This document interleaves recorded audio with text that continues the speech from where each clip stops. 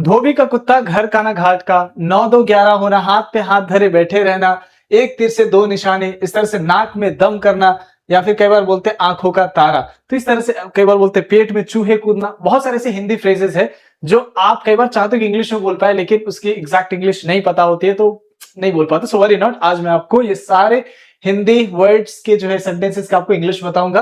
जैसे एक है आसमान से गिरा खजूर में अटका, सुने कि नहीं सुने? मतलब ये कि एक मुसीबत से छुटकारा पाकर दूसरी मुसीबत में गिर पड़ना। ठीक है, जैसे शादी किया, बीवी बहुत परेशान कर रही थी, एकदम नाक में दम कर रखी थी उसने।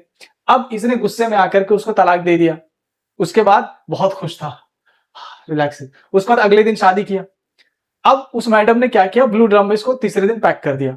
ठीक है, तो एक मुसीबत से छुटकारा मिला, लेकिन दूसरे मुसीबत में निपटा गया बेचारा। ठीक है, तो मतलब जैसे out of the frying pan into the fire. मान के चलो एक मछली आपने फ्राइंग पैन में डाला, यानी मतलब कढ़ाई में डाला, वो मछली कूद रही थी, बहुत कूद रही थी, उसमें गर्मी लग रही थी उसको, है ना।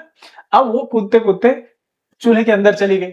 अब तो डायरेक्ट फ्राई हो जाएगा, जहां 5 मिनट में होना था अब 1 ही मिनट में हो जाएगा।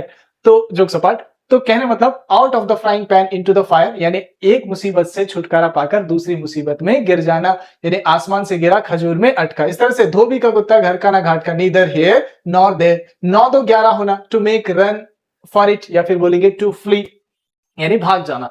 इस तरह से एक तीर से दो निशाने, kill two birds with one stone, मतलब एक काम से दो फायदे हासिल करना। ठीक है, इस तरह से दाल में कुछ काला है, कहते हैं ना दाल में दया, पता करो कुछ तो गड़बड़ है।